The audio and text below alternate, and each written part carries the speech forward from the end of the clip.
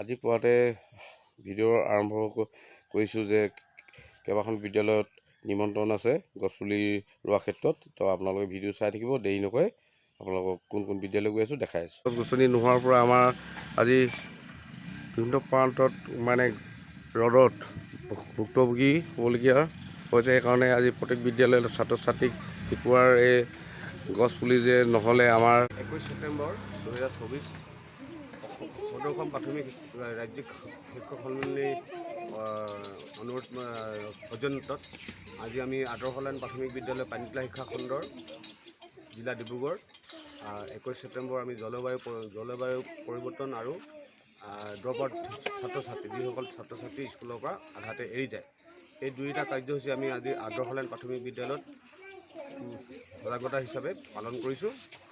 কাৰণ হ'ল মেইন আমাৰ হ'ল এতিয়া যিটো জলবায়ু পৰিৱৰ্তনত আমি গছ থাকিলেহে মানুহ থাকিব, প্ৰধান উদ্দেশ্য হ'ল এইটো। আৰু গছপুলি ৰোৱা ছাত্ৰ ছাত্ৰীসকলক সম্পূৰ্ণভাৱে সজাগ কৰাৰ চেষ্টা কৰিছোঁ, যাতে গছপুলিটো ৰুই তেখেতক অন্ততঃ 4 বছৰ 5 বছৰ কাললৈকে গছপুলিটো প্ৰতিপালন কৰিলোঁ, তেতিয়াহে গছপুলিটো জীয়াই থাকিবগৈ।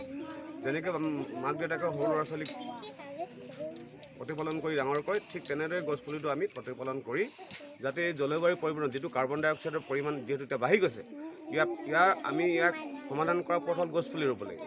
গছপুলি আমাৰ ফেক্টৰী বাঢ়িছে, গাড়ী মটৰ বাঢ়িছে, যিটো কাৰণত জলবায়ুত কাৰ্বন ডাই অক্সাইডৰ পৰিমাণ বাঢ়ি গৈছে। গতিকে গছপুলি ৰুই আমি এই সমস্যাটো যতমান সমাধান কৰিবলৈ চেষ্টা কৰিছোঁ।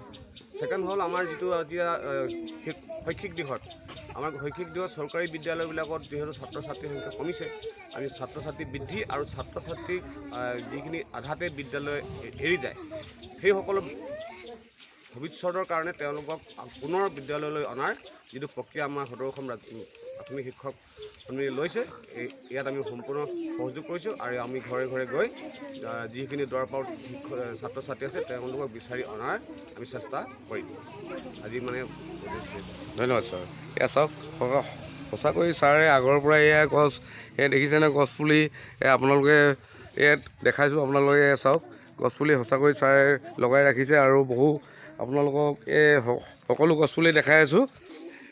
এই তেনেকৈ নেমু পুলি লগাই থৈছে ছাৰে, আৰু ইয়াৰ ওচৰতে এইখিনি কমলা টেঙা লগাইছে, মানে কিছু পুলি জলফাই পুলি লগাই থৈছে ছাত্ৰ ছাত্ৰীয়ে খাবৰ কাৰণে। ইয়াৰ সকলো মানে গছপুলি লগাই ৰাখিছে ছাৰে।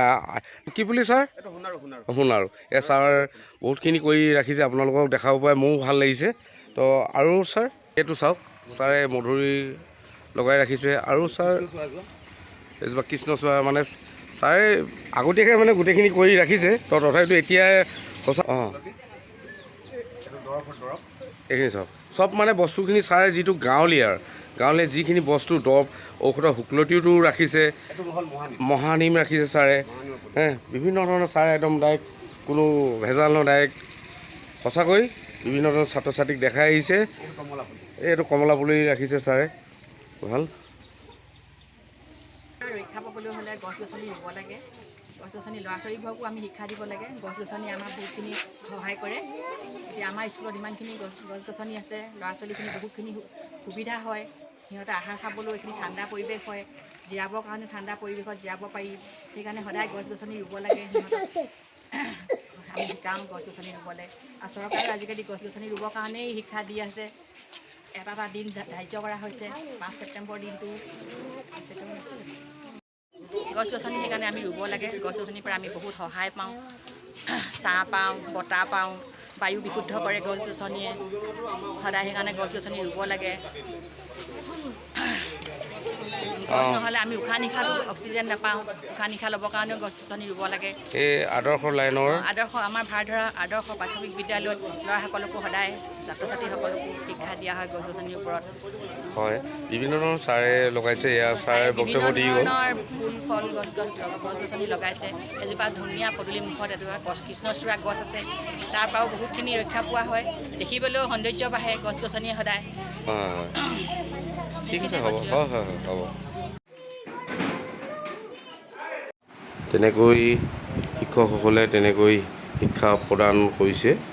তেনেধৰণে ছাত্ৰ ছাত্ৰীসকলক কি ধৰণে লিখিত হিচাপে কি ধৰণে গছ ৰুলে কি হয়, কেনেকৈ আমি উশাহ নিশাহটো আমাক সহায় কৰে, গছে আমাক ছাঁ দিয়ে, তাৰ ৰ'দৰ পৰা আমাৰ ৰক্ষা কৰে, সকলো মানে এই ল'ৰা ছোৱালীখিনিক ছাৰ বাইদেউহেঁতে এইখন বিদ্যালয়ত তেনেকৈ দিহা পৰামৰ্শ দিছে।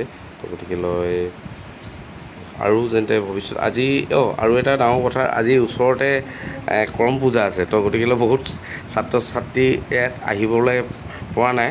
তো যিহেতু সিহঁতৰ এখন নীতি পূজা, কৰম পূজা পাতিছে, তো আজি আৰম্ভণি পুৱাৰ পৰা মানে গোটেই নিশাটোলৈকে হ'ব। তো ছাৰহঁতে কৈছে আজি মানে সেইকাৰণে বহুত ছাত্ৰ ছাত্ৰী অহা নাই, যিহেতু পূজা আছে। তো গতিকেলৈ যিমানখিনি আহিছে ওচৰৰ ল'ৰা ছোৱালীখিনি সিহঁতক পৰা লয়, আৰু ভৱিষ্যতে বাৰু এনেও শিক্ষাগত লাইনবিলাক সকলো ছাৰহঁতে দেখাই আছে। তো এই নকৈ আমিনো কিনো ক'ম। অসম ৰাজ্যিক প্ৰাথমিক শিক্ষক সন্মিলনীৰ আহ্বানত অসমৰ প্ৰতিখন প্ৰাথমিক বিদ্যালয়ত পালন কৰিবলগীয়া গোলকীয় উষ্ণতা আৰু আধাতে বিদ্যালয় এৰি যোৱা ছাত্ৰ ছাত্ৰী, যিটো আমি ড্ৰপ আউট বুলি কওঁ, তেওঁলোকক বিদ্যালয়মুখী কৰা সজাগতা কাৰ্যসূচী আজি 21 ছেপ্টেম্বৰ 2024 তাৰিখে ডিব্ৰুগড় জিলাৰ পানীতোলা শিক্ষাখণ্ডৰ অন্তৰ্গত আমি হস্পিটেল এণ্ড প্ৰাথমিক বিদ্যালয়ো সমৰ্থন জনাই কাৰ্যসূচীত সম্পূৰ্ণ সহযোগিতাৰে অংশগ্ৰহণ কৰোঁ। আজি অনুষ্ঠানটো আহক ধৰণীৰ বাসযোগ্যতা অটুট ৰাখোঁ, জলবায়ু পৰিৱৰ্তনৰ ভয়াৱহতা ৰোধৰ লক্ষ্যৰে হাইলাকান্দিৰ ৰাজ্যিক অধিৱেশনখনত অসমৰ মাননীয় শিক্ষামন্ত্ৰী ডাক্তৰ ৰণোজ পেগুদেৱে মুকলি কৰা পোষ্টাৰ যোগে সজাগতা অভিযানৰ দীৰ্ঘকালীন প্ৰকল্পৰ এটা অংশস্বৰূপ। শিক্ষাই জলবায়ু পৰিৱৰ্তনৰ সমস্যা সমাধানৰ পথ, শিক্ষা লওঁ ধৰণী বচাওঁ, উশাহৰ বাবে শিক্ষা, হেঁপাহৰ এমুঠি জীয়া সপোন সাৰ্থক কৰোঁ আহক, শিশু সুৰক্ষা আৰু শিশু অধিকাৰ সুনিশ্চিত কৰোঁ আহক, শিশু শ্ৰমিক বন্ধ কৰক, বিদ্যালয় বহিৰ্ভূত আৰু আধাতে বিদ্যালয় এৰা শিশুক বিদ্যালয়মুখী কৰা প্ৰচেষ্টা হাতত লওঁ আহক আদি শ্লোগানেৰে আজিৰ এই সজাগতা সভাখন কৰা হৈছে, যাৰ জৰিয়তে কিঞ্চিতমান হ'লেও ছাত্ৰ ছাত্ৰী, অভিভাৱক, পৰিচালনা সমিতি, সচেতন নাগৰিককে আদি কৰি অঞ্চল তথা সমাজখনক সজাগতা সৃষ্টি কৰিবলৈ প্ৰয়াস কৰা হৈছে। এই মহৎ উদ্দেশ্যেৰে উদযাপন কৰা আজি সভাখনত অংশগ্ৰহণ কৰা আটাইলৈকে মোৰ আন্তৰিক ধন্যবাদ ও কৃতজ্ঞতা জ্ঞাপন কৰিলোঁ। আমি জানো যে গোলকীয় উষ্ণতাৰ প্ৰভাৱত আমাৰ কিমানখিনি কি হৈছে, গছ গছনি নাথাকিলে কি হয়, আৰু আমি আচলতে আজি অনুষ্ঠানটো বৃক্ষৰোপণ আৰু সমদলেৰে আমি কৰিম বুলি মনত আশা পুহি ৰাখিছিলোঁ। কিন্তু যিহেতু গৰমৰ প্ৰকোপ অতি বেছি হৈছে আৰু চৰকাৰেও নিৰ্দেশনা প্ৰদান কৰিছে যে মৰ্ণিং স্কুল হোৱাক লৈ, গতিকে আমি এই ৰুল ভায়লেট নকৰি আমি স্কুলৰ ভিতৰতে, স্কুলৰ কেম্পাছতে আমি এই সজাগতা অনুষ্ঠানটো ওচৰৰ সমাজখন, অঞ্চলখনৰ মানুহক লৈ, কমিটিৰ মানুহক লৈ, মাতৃগোট, সচেতন নাগৰিক, বিদ্যালয়ৰ পৰিচালনা সমিতিৰ পৰা ধৰি ছাত্ৰ ছাত্ৰী, শিক্ষক, স্বেচ্ছাসেৱিকা, শুভাকাংক্ষী সকলোকে লৈ এই আমি অনুষ্ঠানটো আজি এনেদৰেই আৰম্ভণি কৰিছোঁ। ভৱিষ্যতলৈও অনাগত দিনত আমি এই অনুষ্ঠানটো যিমান দূৰ সম্ভৱ আগুৱাই লৈ যাবলৈ আমি চেষ্টা কৰিম। ধন্যবাদ।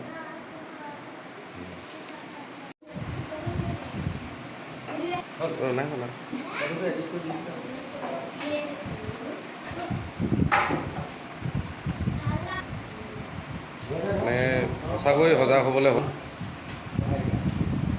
ইয়াৰ চাওক, সকলোৱে মানে একচুৱেলি আমি যিটো অদৰকাৰী গছ গছনি কাটি পেলাই তেতিয়া গৰমৰ কাৰণে মানুহ যি পৰিস্থিতি হৈছে এইবিলাক, গতিকেলৈ ওচৰে পাজৰে সকলোৱে যেনে গছ গছনি যে ৰাস্তা পদূলিয়ে লগাব লাগে মিলি জুলি।